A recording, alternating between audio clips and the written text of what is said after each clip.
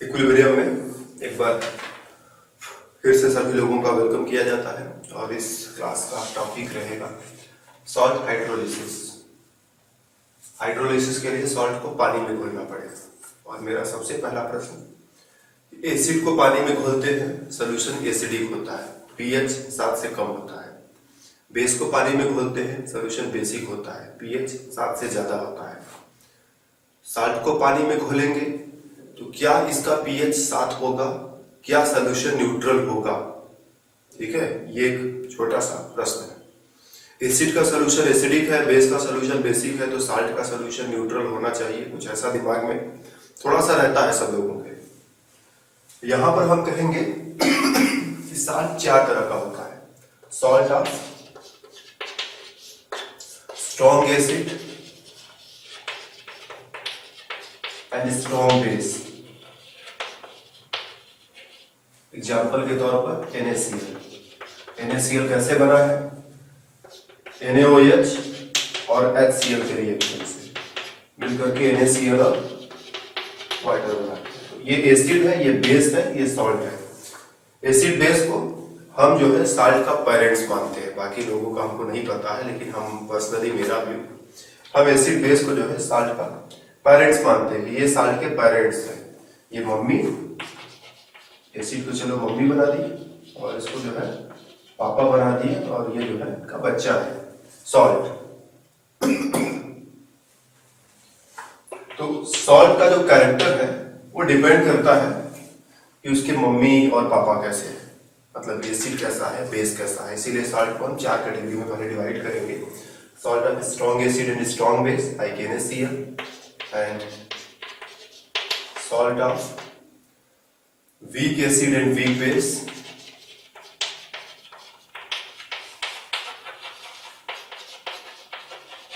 like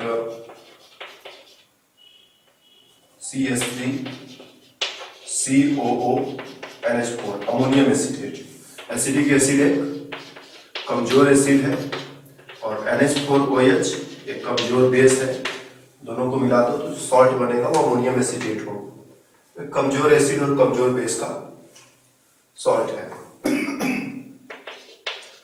third, salt of strong acid and weak base. For example NH4Cl। Strong acid HCl ले लो, weak base NH4OH ले लो, दोनों को reaction कराओगे तो NH4 बनेगा, NH4Cl बनेगा। And last category, salt of weak acid and strong base. ठीक है, इसके एग्जांपल के तौर पर हम CH3COONA सोडियम एसिटेट ले रहे हैं। वीक एसिड जैसे एसिडिक एसिड को पकड़ लो, स्ट्रॉन्ग बेस जैसे NaOH को पकड़ लो और रिएक्शन कराओगे तो यही वाला सॉल्ट तुम्हें मिल जाएगा। तो ये चारों सॉल्ट्स हैं। उनके पेरेंट्स भी हमने लिख रखे हैं कि कौन एसिड और कौन बेस मिलाने से वो वाला सॉल्ट बनेगा।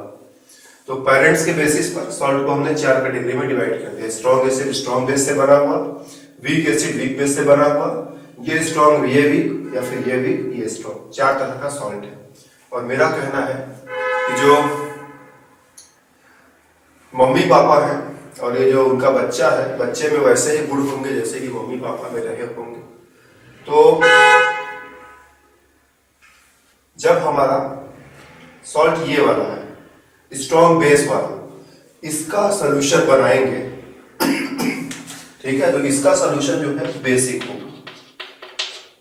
स्ट्रॉन्ग बेस वाला जो सॉल्ट है इसका सोल्यूशन बेसिक होगा, क्योंकि पापा का कैरेक्टर स्ट्रॉन्ग है तो सॉल्ट में भी वही वाला कैरेक्टर थोड़ा सा चला गया। कुछ ऐसा जो है ना, दिमाग को समझाने के लिए, कोई रीजन नहीं है, कोई एक्सप्लेनेशन नहीं है, बस दिमाग में एक लिंक बनाने के लिए हम ऐसा बोलते रहते हैं। तो स्ट्रॉन्ग पापा, स्ट्रॉन्ग बच्चा। यहां पर कौन स्ट्रॉन्ग है? एसिड स्ट्रॉन्ग है। तो एसिड स्ट्रॉन्ग है तो सॉल्ट का जो सोल्यूशन होगा वो एसिडिक होगा। ठीक, जब दोनों स्ट्रांग होंगे तब क्या होगा, एसिडिक होगा कि बेसिक, तब जो सॉल्ट है उसका सोल्यूशन न्यूट्रल होगा। और दोनों अगर वीक है तभी सॉल्ट का सोल्यूशन न्यूट्रल होगा। इस सॉल्ट को अगर हम पानी में घोल करके सोल्यूशन बनाए तो न्यूट्रल होगा, इसको घोले तो न्यूट्रल या लगभग न्यूट्रल मिलेगा, इसको घोलेंगे तो एसिडिक सोल्यूशन होगा, ठीक है, एसिडिक सोल्यूशन, और इसको घोलेंगे तो बेसिक सोल्यूशन होगा। एक्सप्लेनेशन बात की बात है, लेकिन पहले तो ये याद रहना चाहिए ना कि कब एसिडिक कब बेसिक, क्योंकि जब हम एक्सप्लेनेशन देंगे ना तो सब जो इधर का उधर हो जाएगा। तो पहले ये इस पर एकदम कायम रहना है कि हमें एक्सप्लेन क्या करना है। एक्सप्लेन ये करना है कि स्ट्रॉन्ग एसिड और वीक बेस का सॉल्ट पानी में घुलने पर एसिडिक सोल्यूशन क्यों बनाता है, वीक एसिड और स्ट्रॉन्ग बेस का सॉल्ट पानी में घुलने पर बेसिक सोल्यूशन क्यों बनाता है, और इन दोनों केसेज में सोल्यूशन जो है न्यूट्रल क्यों है। पीएच के टर्म्स में बात करें तो इसका पीएच 7 या ऑलमोस्ट 7, और इसमें क्या होगा लेस देन 7, पीएच एसिडिक है तो पीएच लेस देन 7, इसमें पीएच मोर देन 7। पीएच के टर्म्स में ऐसे बात कर सकते हैं कि सोल्यूशन का पीएच वैसा होगा, और केवल एसिडिक और बेसिक टर्म्स में बात करें तो एसिडिक बेसिक न्यूट्रल न्यूट्रल ऐसा कर सकते हैं। अब है कि ऐसा क्यों है, क्यों एसिडिक है क्यों बेसिक है, कैसे हो रहा है, तो हम इसको एक्सप्लेन करेंगे। तो इन चारों सॉल्ट्स का नाम थोड़ा याद रखना, एग्जाम्पल याद रखना, क्योंकि एक्सप्लेन तो तभी कर पाएंगे ना, और ये भी याद रखना पड़ेगा। हम शुरुआत करते हैं, चलो NH4Cl से।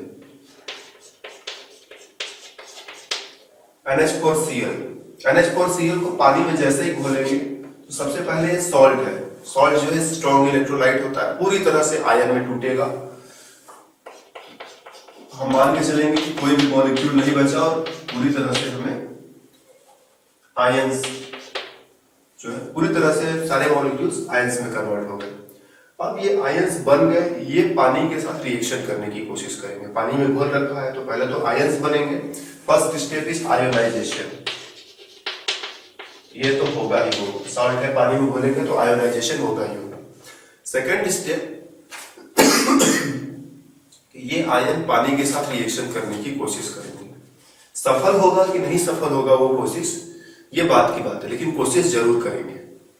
जो आयन स्ट्रांग होगा वो पानी से रिएक्शन कर लेगा, जो वीक होगा वो रिएक्शन नहीं कर पाएगा। अब ये स्ट्रांग वीक का क्या मतलब है, देखो Cl माइनस HCl का कॉन्जुगेट है, और NH4 प्लस जो है NH4OH या अमोनिया भी लिख सकते हैं, अमोनिया का कॉन्जुगेट है।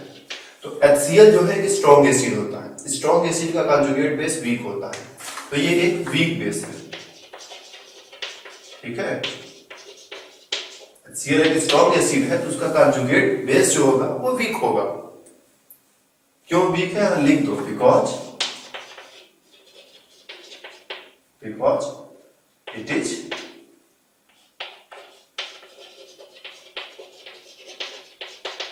conjugate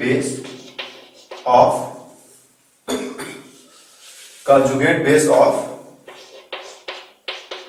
HCl which is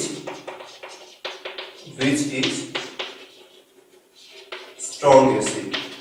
ये HCl का conjugate base है तो strong acid है, इसीलिए इसको तो weak होना ही होना है, क्योंकि strong acid का conjugate base weak होता है।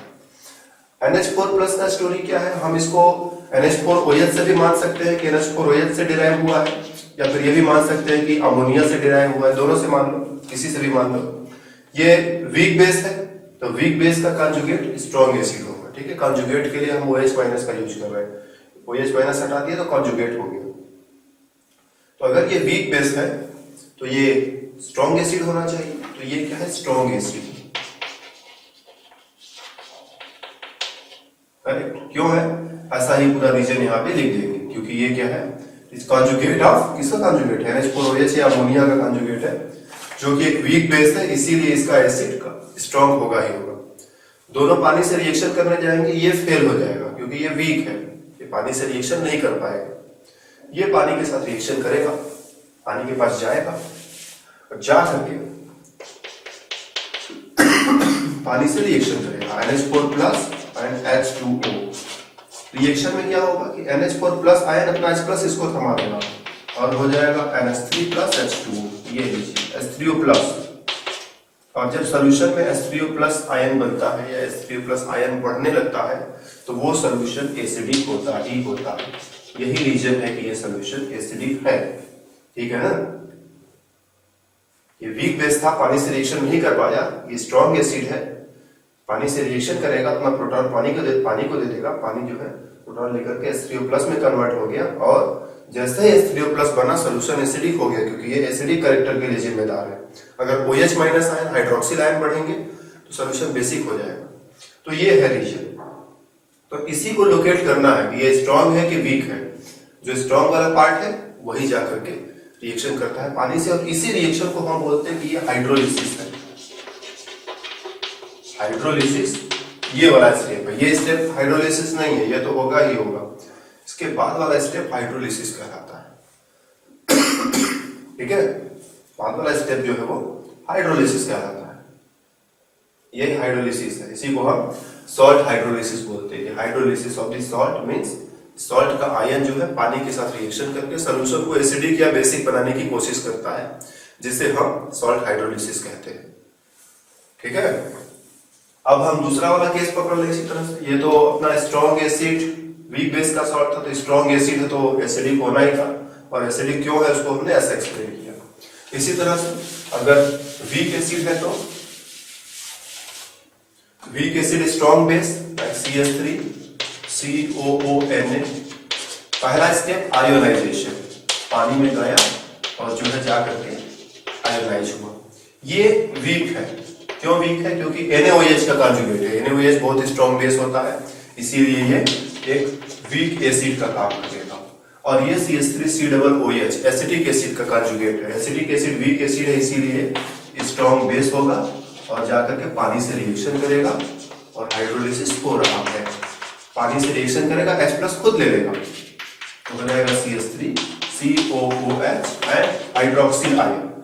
फ्री हाइड्रोक्सिल आयन बनने के कारण सॉल्यूशन जो है वो बेसिक या फिर बोल सकते हो अल्कलाइन, बेसिक या अल्कलाइन नेचर का हो जाएगा, ठीक है। तो वीक वाला पार्ट नहीं रिएक्शन किया, स्ट्रॉन्ग वाला पार्ट रिएक्शन किया। एसिटिक एसिड वीक एसिड है, इसीलिए उसका कॉन्जुगेट बेस स्ट्रॉन्ग बेस होगा, और वही पानी से रिएक्शन करके सॉल्यूशन को बेसिक बनाने के लिए जिम्मेदार है, ठीक। अगर हम दोनों पार्ट स्ट्रॉन्ग ले लें, स्ट्रॉन्ग एसिड स्ट्रॉन्ग बेस, तब क्या होगा?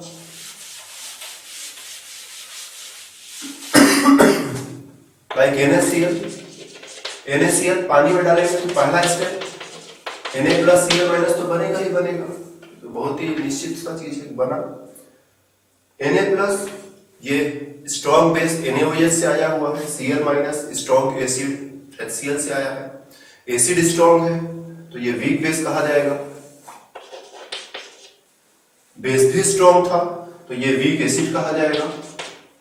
दोनों वीक है, पानी के साथ कोई रिएक्शन नहीं होगा, पानी के साथ ये रिएक्शन करने जाएंगे, रिएक्शन फेल हो जाएगा, हम बोलेंगे कि हाइड्रोलिसिस नहीं हुआ। पूछा जाता है कि किस तरह के साल्ट का हाइड्रोलिसिस नहीं हो सकता है, तो स्ट्रॉन्ग एसिड और स्ट्रॉन्ग बेस का जो सॉल्ट होता है उसका हाइड्रोलिसिस नहीं हो सकता है, क्योंकि उसके दोनों आयन कमजोर होते हैं और पानी से रिएक्शन नहीं कर पाते। And last case weak acid weak base CH3COO- and NH4+ होगा। ये जब पानी में घोलेंगे तो दोनों आयन अलग हो जाएंगे, CH3COO- एंड NH4+। ये वीक एसिड का कॉन्जुगेट है, एसिटिक एसिड CH3COOH से ये मिलेगा हमें, तो एसिटिक एसिड का कॉन्जुगेट है। एसिटिक एसिड एक वीक एसिड है, इसीलिए स्ट्रॉन्ग बेस होगा। ये अमोनिया का कॉन्जुगेट है, अमोनिया वीक बेस होता है, इसीलिए ये स्ट्रॉन्ग एसिड होगा। ये स्ट्रॉन्ग बेस है, स्ट्रॉन्ग एसिड, इस बार दोनों पानी के साथ रिएक्शन करेंगे, ठीक है। इस बार दोनों ही पानी के साथ रिएक्शन करेंगे। तो ये पानी के साथ रिएक्शन किया CH3COO-, ये भी पानी के साथ रिएक्शन किया NH4+ and H2O। Okay, reaction में हुआ क्या, ऐसा लिख सकते हो, इसने H+ ले लिया, इसने OH- ले लिया, तो CH3COOH प्लस NH4OH, ठीक है। न तो OH- आयन दिखाई पड़ रहा है कहीं पर, न तो H3O+ ion, hydronium ion, hydroxyl ion, कुछ भी नहीं दिखाई पड़ रहा है, इसीलिए सोल्यूशन न तो एसिडिक होगा न तो बेसिक होगा। हाइड्रोलिसिस हुआ है लेकिन सोल्यूशन का पीएच एसिडिक बेसिक नहीं होगा। यहाँ हाइड्रोलिसिस नहीं हुआ है, इसीलिए सोल्यूशन का पीएच एसिडिक या बेसिक नहीं होगा, न्यूट्रल रहेगा। तो ये दोनों केस न्यूट्रल है। यहाँ न्यूट्रल इसलिए क्योंकि हाइड्रोलिसिस ही नहीं हुआ, यहाँ हाइड्रोलिसिस हो रहा है लेकिन दोनों आयन पार्टिसिपेट कर रहे हैं रिएक्शन में, इसीलिए H3O प्लस और हाइड्रोक्सिल आयन दोनों नहीं बनेंगे, या बोलो कि उसका बैलेंस डिस्टर्ब नहीं होगा। नहीं बनेंगे कहने से बढ़िया है कि बोलो कि बैलेंस डिस्टर्ब नहीं होगा। हम इन दोनों रिएक्शंस को अलग अलग भी लिख सकते हैं, सारी हम दोनों को एक साथ लिखते हैं। हम चाहे तो दोनों को अलग अलग भी लिख सकते हैं कि ये पहले पानी से रिएक्शन किया, ओके, तो बनाया CH3COOH और OH माइनस, पानी से एक H प्लस ले लिया, NH4 प्लस पानी के साथ रिएक्शन किया, तो ये जो है पानी को एक प्रोटॉन दे देगा, तो अमोनिया और हाइड्रोनियम आयन ये बनेगा। तो दोनों बन रहे हैं, बैलेंस बना हुआ, जितना ये बन रहा है उतना ही ये भी बनेगा। अगर बैलेंस बना हुआ है तो इट मींस कि सॉल्यूशन फिर से न्यूट्रल होगा। ठीक है, दोनों का बैलेंस गड़बड़ नहीं हो रहा। अगर कोई एक बनता, ये बनता तो सॉल्यूशन एसिडिक हो जाता, ये बनता तो बेसिक हो जाता। दोनों बन रहे हैं बराबर बराबर, तो सॉल्यूशन जो है न एसिडिक होगा न बेसिक होगा, न्यूट्रल होगा। तो हम दोनों को एक ही रिएक्शन में जोड़कर भी लिख सकते हैं और चाहे तो अलग अलग भी लिख सकते हैं, कोई खास फर्क नहीं पड़ता है। ओके, तो इस तरह से हम साल्ट हाइड्रोलिसिस को एक्सप्लेन करते हैं कि किसी भी सॉल्ट का सॉल्यूशन जो है वो एसिडिक कब होता है, बेसिक कब होता है। इस पर और भी प्रश्न पूछे जाते हैं, लाइक बताओ NaCN का सॉल्यूशन कैसा होगा, तो बस पहचानो कि इसके मम्मी पापा कैसे हैं। ठीक है, Na से NaOH और Cn से HCl। Week acid strong base से मिलकर बना, और स्ट्रॉन्ग बेस है तो इसका कैरेक्टर बेसिक होगा, पानी में घुलकर बेसिक सॉल्यूशन बनाएगा। AlCl3, ठीक है, ये एल्युमिनियम हाइड्रोक्साइड और HCl से मिलकर के बना हुआ है। ठीक है, तो HCl स्ट्रॉन्ग एसिड है, ये वीक बेस है, स्ट्रॉन्ग एसिड से बना हुआ सॉल्ट है, इसीलिए इसका जो नेचर होगा वो एसिडिक होगा, पानी में घोलेंगे तो एसिडिक सॉल्यूशन हो जाएगा। कॉपर सल्फेट, ठीक है, ये कॉपर हाइड्रोक्साइड और H2SO4 से मिलकर के बना हुआ है। ये स्ट्रॉन्ग एसिड है, ये वीक बेस है, इसीलिए क्या है, स्ट्रॉन्ग एसिड होने के कारण ये भी पानी में घुल करके हाइड्रोलिसिस करेगा और सॉल्यूशन एसिडिक बनाएगा। NaHCO3, ठीक है, NaOH और H2CO3 से मिलकर के बना है। ठीक है ना, ये स्ट्रॉन्ग बेस है, ये वीक एसिड है, तो स्ट्रॉन्ग बेस है इसीलिए इसका जो नेचर होगा पापा पर जाएगा और बेसिक सॉल्यूशन होगा पानी में घोलने पर। तो साल्ट के मम्मी डैडी का पता करो और बता दोगे आसानी से कि उसका सॉल्यूशन एसिडिक होगा, बेसिक होगा या न्यूट्रल होगा, कोई बहुत मुश्किल काम नहीं है। KCl, ठीक है, KOH और HCl, strong acid strong base, ठीक है ना, स्ट्रॉन्ग एसिड स्ट्रॉन्ग बेस, मतलब दोनों आयन कमजोर होंगे, हाइड्रोलिसिस ही नहीं होगा इस बार, तो सॉल्यूशन न्यूट्रल होगा। तो इस तरह से हम सॉल्ट को देख करके, उसका फार्मूला देख करके, उसके बारे में सोच समझ करके बता सकते हैं कि कब सॉल्ट का सॉल्यूशन एसिडिक होता है, कब अल्कलाइन होता है, कब न्यूट्रल होता है। एक और टर्म इसी में है हाइड्रोलिसिस कांस्टेंट। हाइड्रोलिसिस हो रहा है तो हाइड्रोलिसिस कांस्टेंट तो लिखना पड़ेगा ना। जैसे हम वीक एसिड स्ट्रॉन्ग बेस का सॉल्ट ले लें, CH3COONA, ये पहला स्टेप आयोनाइज होगा, minus and Na plus, this is ionization. दूसरे स्टेप में हम इसका रिएक्शन पानी के साथ करा दें, दूसरा वाला तो पानी के साथ रिएक्शन कर नहीं पाएगा, तो रिएक्शन किया, बना दिया CH3COOH and OH माइनस, इसके कारण सॉल्यूशन बेसिक होगा। दूसरा स्टेप हाइड्रोलिसिस। तो हाइड्रोलिसिस दो चीजों का ध्यान रखना, hydrolysis constant and also degree of hydrolysis.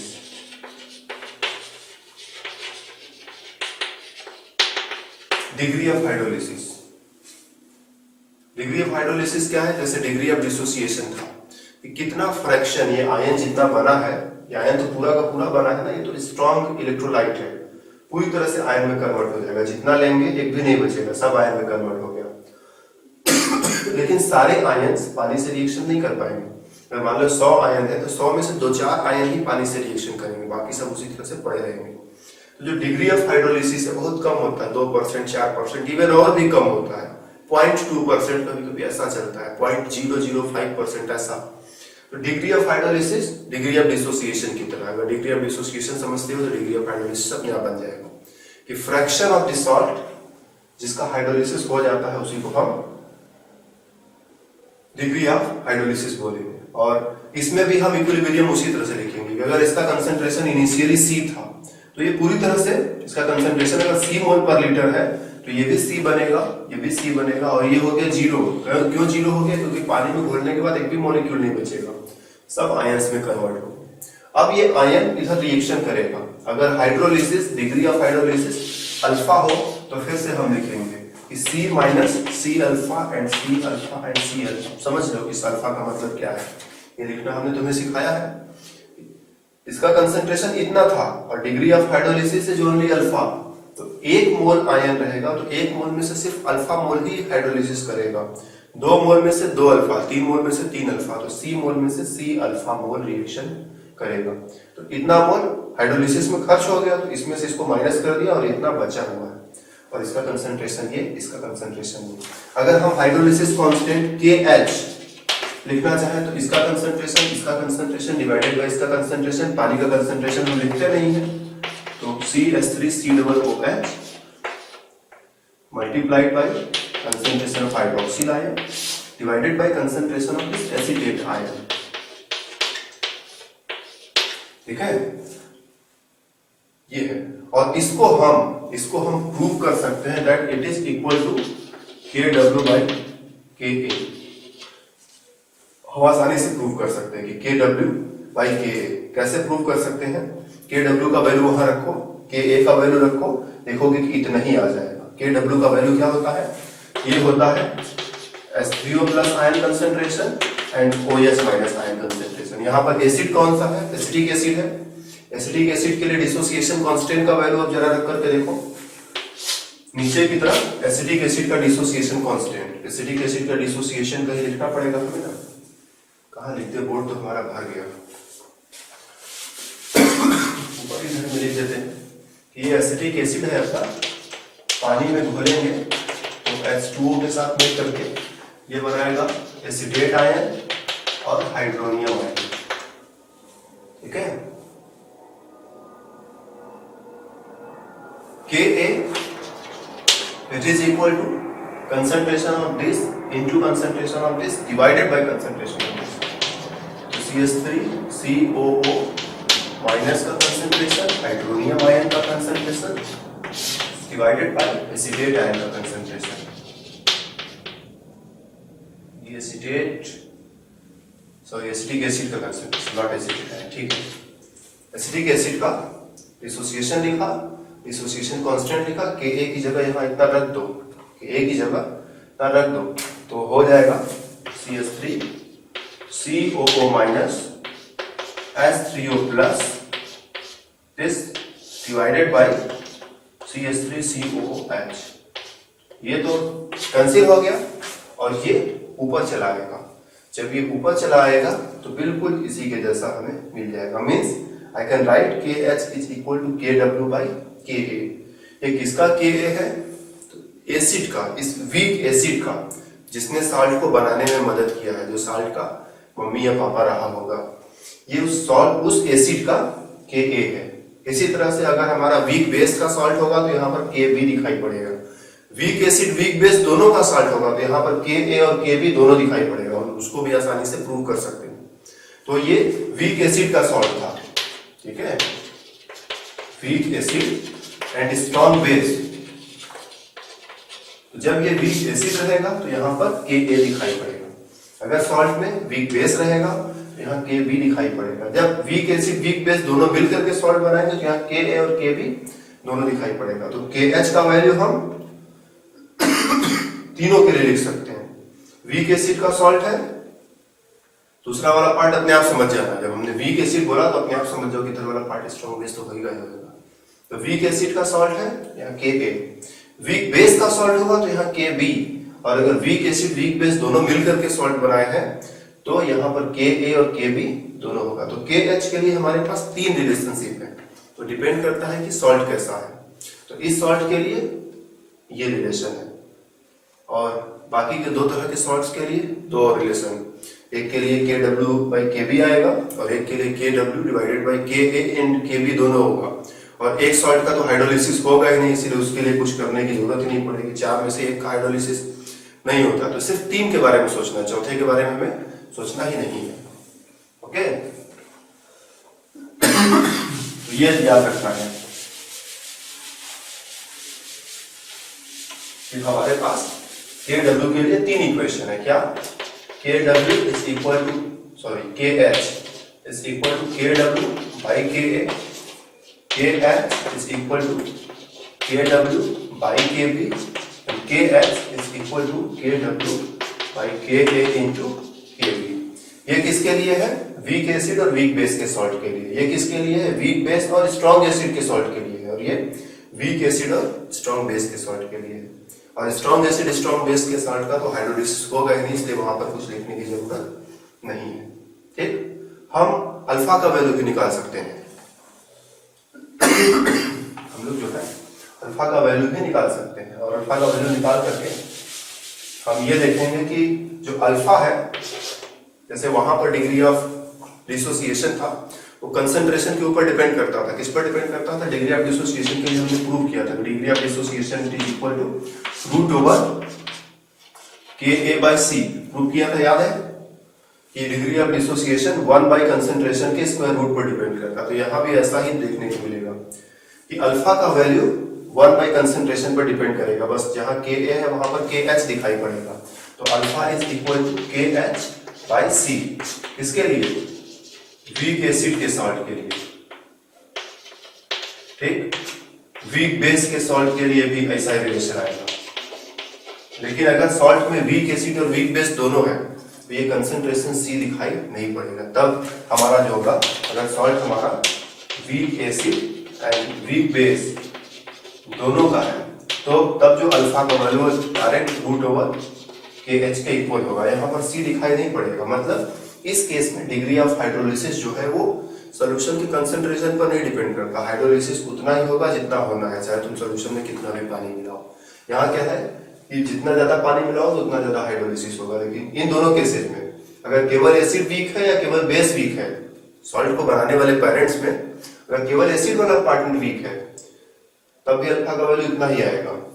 केवल बेस वाला पार्टनर वीक है तब भी अल्फा का वैल्यू यही आएगा। लेकिन अगर एसिड और बेस दोनों वीक है और उसका सॉल्ट लेते हैं तो अल्फा का वैल्यू जो है केवल KH के बराबर आता है, मतलब यहाँ पर कंसंट्रेशन नहीं है। तो कंसंट्रेशन या डाइल्यूशन के ऊपर ये डिपेंड नहीं करेगा।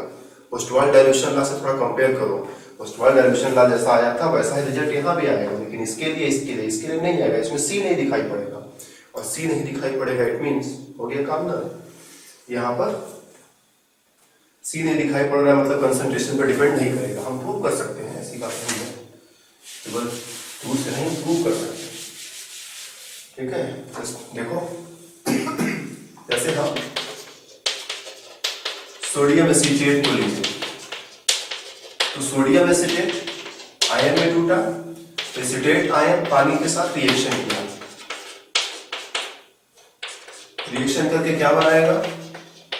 एसिटिक एसिड और hydroxyl ion KH it is equal to CH3COO minus concentration, sorry COOH concentration, OH minus concentration, इन दोनों को ऊपर लिखा, इसको नीचे की तरफ लिखा।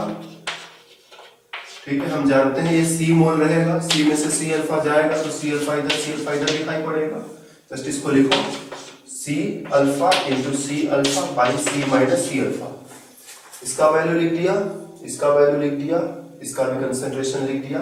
अब ये हो जाएगा C square alpha square by, नीचे एक C कॉमन ले लो तो 1 माइनस अल्फा हो जाएगा। C के एक पावर से C का एक पावर कैंसिल हो जाएगा, तो हो जाएगा C alpha square by 1 minus alpha. फिर से जैसे वहां पर हमने कहा था कि डिग्री ऑफ डिसोसिएशन बहुत छोटा होता है, अल्फा का वैल्यू बहुत छोटा है, तो हम लिखेंगे since alpha is very small in comparison to 1, तो इसीलिए 1 माइनस अल्फा की जगह हम केवल अल्फा लिख सकते, सॉरी 1 माइनस अल्फा की जगह केवल 1 लिख सकते हैं। इस अल्फा को यहां से इग्नोर कर दो, तो KH क्या हो जाएगा? KH हो गया अपना सी अल्फा स्क्वायर, और अल्फा स्क्वायर अगर हम निकालें तो alpha square is equal to K H by सी।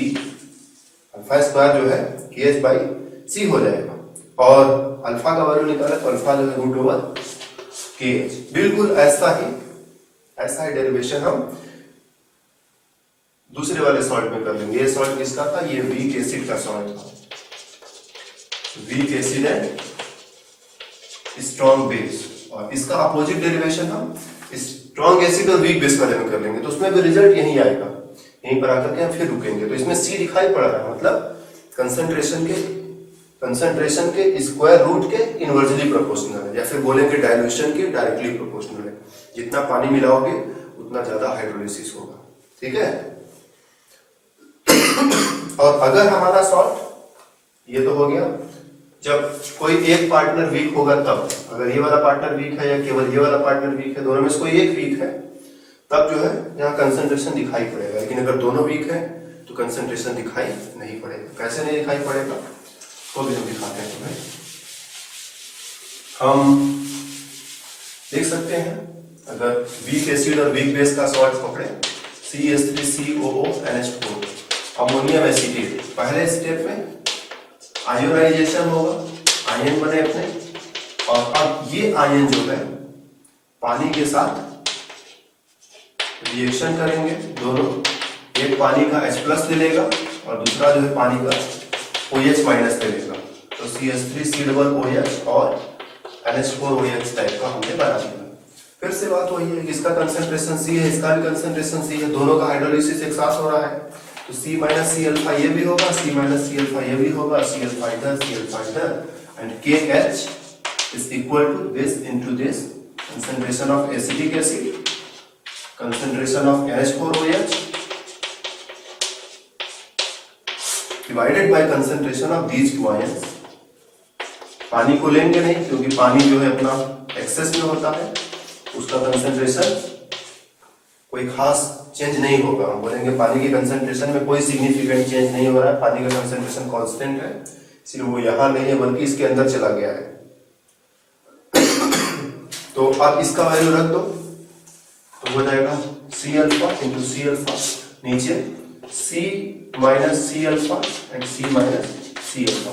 इन दोनों में से एक एक C को कॉमन ले लो, दोनों में से एक एक C को जो है कॉमन ले लो। तो अगर हम एक एक C को कॉमन ले लें तो दोनों ऊपर वाला C कैंसिल हो जाएगा, तो हो जाएगा KH is equal to C square alpha square, और इधर हो जाएगा C into 1 minus alpha and C into 1 minus alpha. ये C और C स्क्वायर कैंसिल, तो क्या हो गया KH is equal to alpha square by 1 minus alpha. देखो दो बार है ना, तो स्क्वायर हो जाएगा, ठीक है। अब चाहो तो यहां से भी वही कर सकते हो, इसको इग्नोर कर सकते हो, चाहो तो मत भी इग्नोर करो, कोई खास फर्क नहीं पड़ता है। तो जब हम कैलकुलेट करेंगे तो हो जाएगा अल्फा पर भी स्क्वायर है, 1 माइनस अल्फा पर भी स्क्वायर है, तो अल्फा बाई 1 माइनस अल्फा का होल स्क्वायर लिख सकते हैं क्या हम, इज इक्वल टू KH। तो alpha by 1 minus alpha is equal to KH। अगर हम इसको इग्नोर कर दो तो केवल एक अल्फा दिखाई पड़ेगा, ओके। लेकिन चलो इस बार इग्नोर नहीं करते, क्योंकि उससे कोई फायदा हमें मिलने वाला भी नहीं है। तो अल्फा के इस इक्वेशन में कहीं कंसंट्रेशन दिख रहा है क्या? नहीं दिख रहा है ना, नहीं दिख रहा है, मतलब कंसंट्रेशन पर डिपेंड नहीं करेगा। Degree of hydrolysis will not depend on concentration in the case of weak acid and weak base salt. Salt अगर वीक एसिड वीक बेस का है तो डिग्री ऑफ हाइड्रोलिसिस पर कंसंट्रेशन का कोई इफेक्ट नहीं होता है, ओके। और हम पीएच, अगर हम पीएच की बात करें तो हम पीएच के लिए फॉर्मूला भी बना सकते हैं। यहाँ पर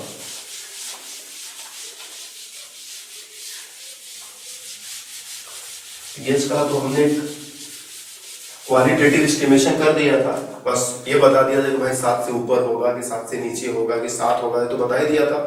एसिडिक जिस केस में होगा 7 से नीचे हो जाएगा, बेसिक जिस केस में होगा 7 से ऊपर होगा। जब सॉल्ट हमारा वीक एसिड वीक बेस का है तो पीएच 7 आएगा, स्ट्रॉन्ग एसिड स्ट्रॉन्ग बेस का है तभी पीएच 7 आएगा। हम इसको मैथमेटिकली कैलकुलेट भी कर सकते हैं,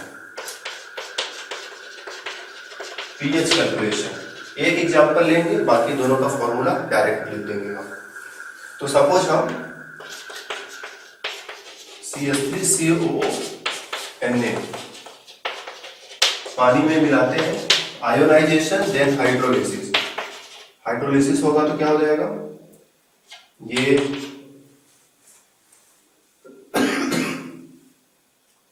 हम ऐसा करते हैं सिचुएशन को आसान बनाने के लिए स्ट्रॉन्ग एसिड वाला सॉल्ट लेते हैं, इसमें भी बन जाएगा, कोई खास दिक्कत नहीं आएगी, लेकिन हम नहीं चाहते कि तुम्हारे सामने किसी भी तरह का ज्यादा दिक्कत खड़ा पहले इसके, ठीक है। तो हमने सॉल्ट बदल दिया, ये है हमारा क्या है, ये स्ट्रॉन्ग एसिड वीक बेस का सॉल्ट है। तो इसमें जो है हमारा NH4+ आयन वही पानी के साथ रिएक्शन करने के लिए जाएगा और रिएक्शन करेगा तो बनाएगा H3O+ एंड अमोनिया, यही बनेगा ना। और इसी के कारण सोल्यूशन एसिडिक है। हम जानते हैं कि इसका कंसंट्रेशन क्या होगा, C minus C alpha, C alpha तुरंत लिखो तो इसका कंसंट्रेशन दिख गया।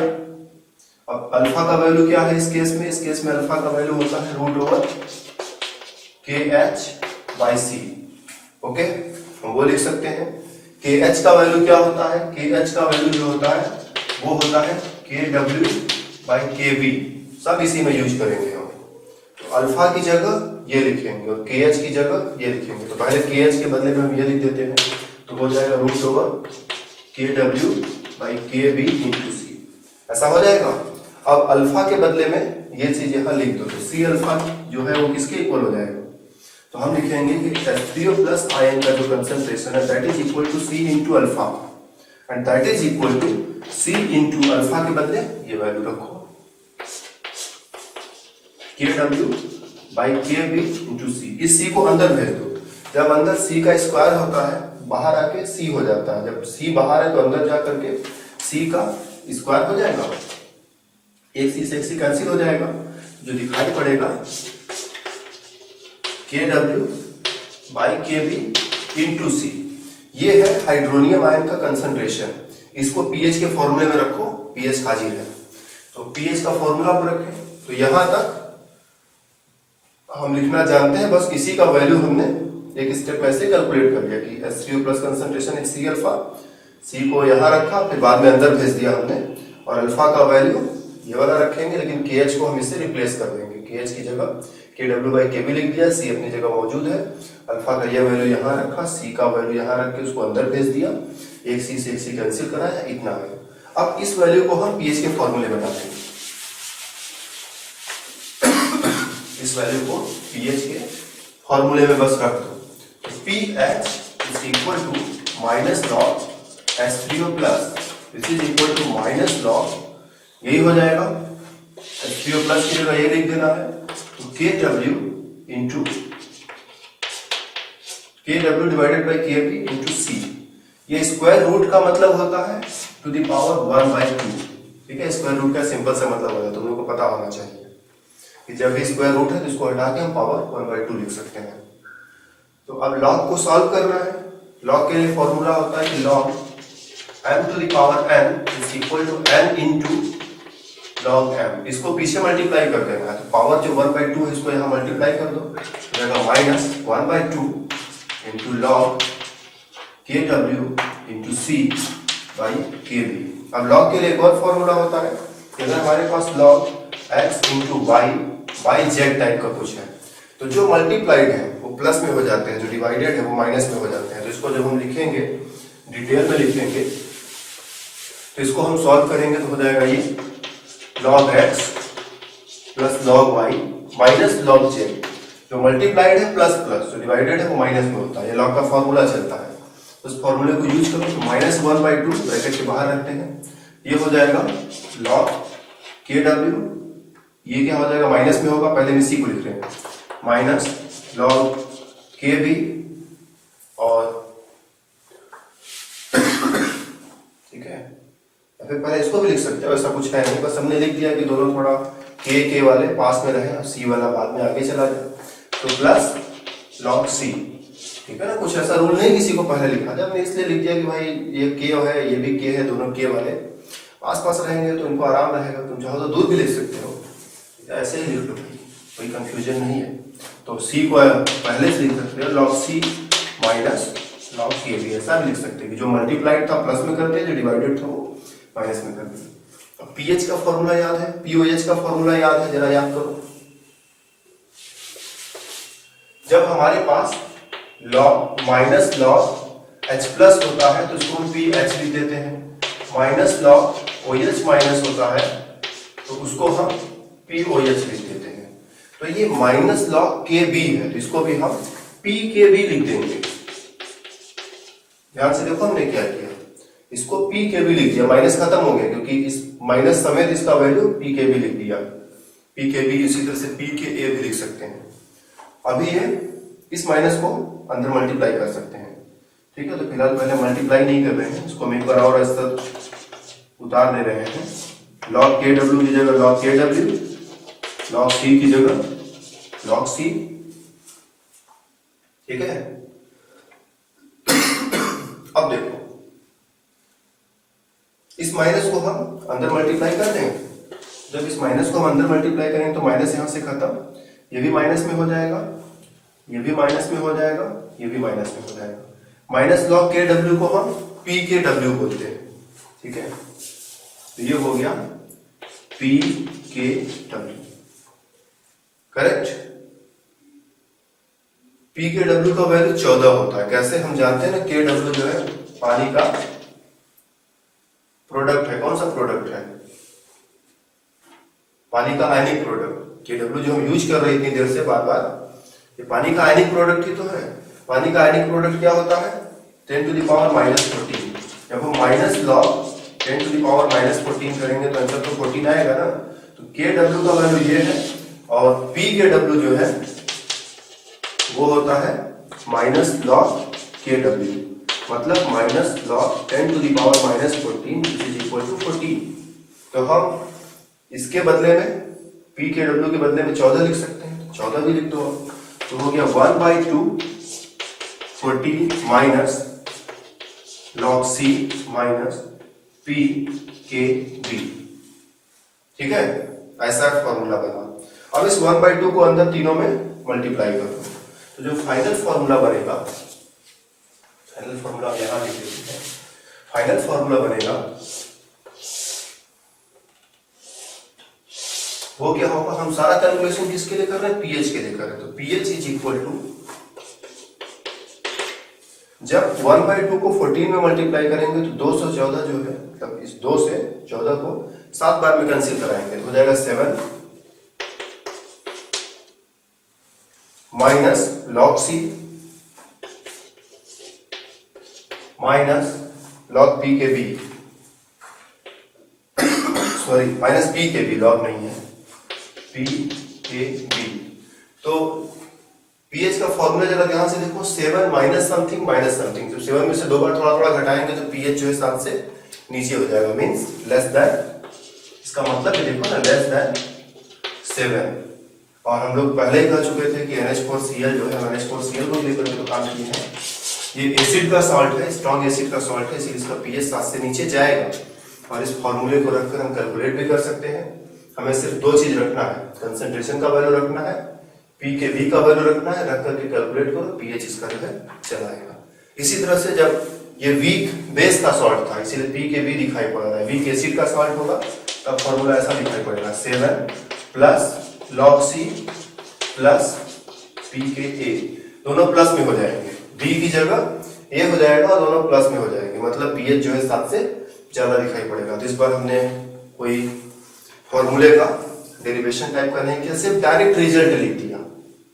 ओके, डायरेक्ट हमने रिजल्ट लिख दिया कि यहां पर जो दोनों माइनस थे वो दोनों प्लस हो जाएंगे और पी के बी की जगह पी के ए हो जाएगा। तो अगर वीक बेस का सॉल्ट है तो ऐसा, वीक एसिड का सॉल्ट है, वीक एसिड कहने का मतलब कि दूसरा वाला पार्टनर जिसका नाम नहीं ले रहे हैं वो स्ट्रॉन्ग होगा, क्योंकि सॉल्ट में 2 पार्टनर होते हैं, मम्मी एंड डैडी, ठीक है ना। तो ये हो गया मोर देन 7, मोर देन 7। और तीसरा केस, जब वीक एसिड और वीक बेस दोनों रहेंगे तो वहां पर तो कंसंट्रेशन रहेगा ही नहीं, क्योंकि हमने अल्फा में देखा था, जैसे अल्फा में कंसंट्रेशन गायब हो गया था, यहां से भी कंसंट्रेशन गायब हो जाएगा। फिर जो पीएच है वो कंसंट्रेशन पर डिपेंड नहीं करेगा। तो तीसरे वाले केस में जो पीएच का वैल्यू आएगा that is 7 plus 7 plus P K A minus P के बी। ठीक है, तीसरे वाले केस में कब, जब वीक एसिड भी है और वीक बेस भी है। तो एक प्लस में है दूसरा माइनस में है, अगर दोनों एग्जैक्टली इक्वल है, ठीक है ना, दोनों एग्जैक्टली इक्वल है, तो ऐसे सिचुएशन में पीएच जो है वो 7 हो जाएगा, क्योंकि दोनों एक दूसरे को कैंसिल कर देंगे। लेकिन अगर दोनों एग्जैक्टली इक्वल नहीं है तो नियरली 7 हम बोलेंगे। तो चलो हम सिंपल वाला केस लेते हैं, मान के चलते हैं कि दोनों आपस में इक्वल ही होंगे और पीएच जो है वो 7 आ जाएगा। तो वीक एसिड और वीक बेस का पीएच 7 आता है। उसके लिए हम यहाँ से ऐसे बोल सकते हैं कि एक पॉजिटिव है एक नेगेटिव है। अगर दोनों इक्वल होंगे तो दोनों एक दूसरे को कैंसिल कर देंगे।